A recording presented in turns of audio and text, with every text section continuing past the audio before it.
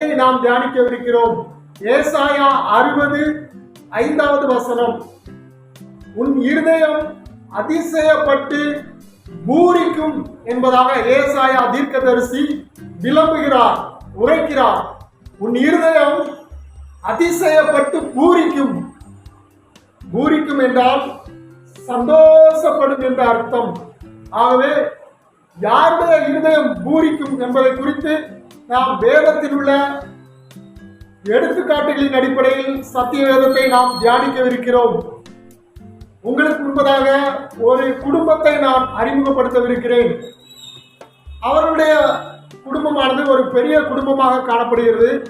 அந்த குடும்பம் அன்னாள், பெனினாள், எல்கானா என்று 3 முக்கியமான நபர்கள் வருகின்றார்கள். அன்னாள் மிக முக்கியமான கதாபாத்திரம். அவள் தேவனை தன் நம்பிக்கையாக கொண்டிருக்கிறவள், அவள் தேவனை நம்பியிருக்கிறவள்.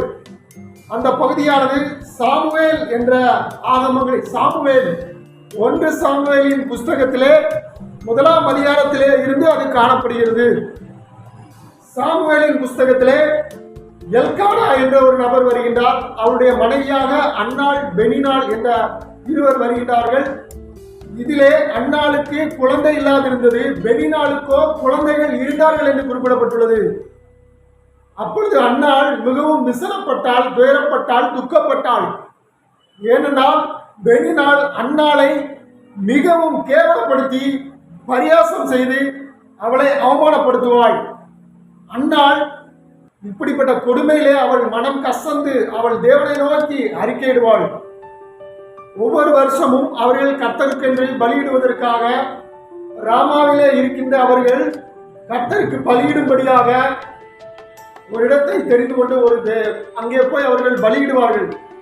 குடும்பமாக அவர்கள் செல்வார்கள், சந்தோஷமாக இருப்பார்கள். பலியிட்டு நன்றாக சமைத்து சாப்பிட்டு அவர்கள் அந்த இடத்தை விட்டு அவர்கள் கடந்து வருவார்கள். அப்பொழுது எல்கானா அவர்கள் அன்னாளை 2 மடங்கு அதிகமாக அவர் நேசித்தாள்.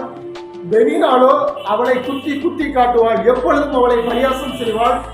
குறிப்பிட்ட அந்த பலியிடப்படுகின்ற நாளிலே, கர்த்தருக்கென்று பலியிடப்படக்கூடிய அந்த நாளிலே மிகவும் அவளை விசனப்படுத்துவாள், அவமானப்படுத்துவாள்.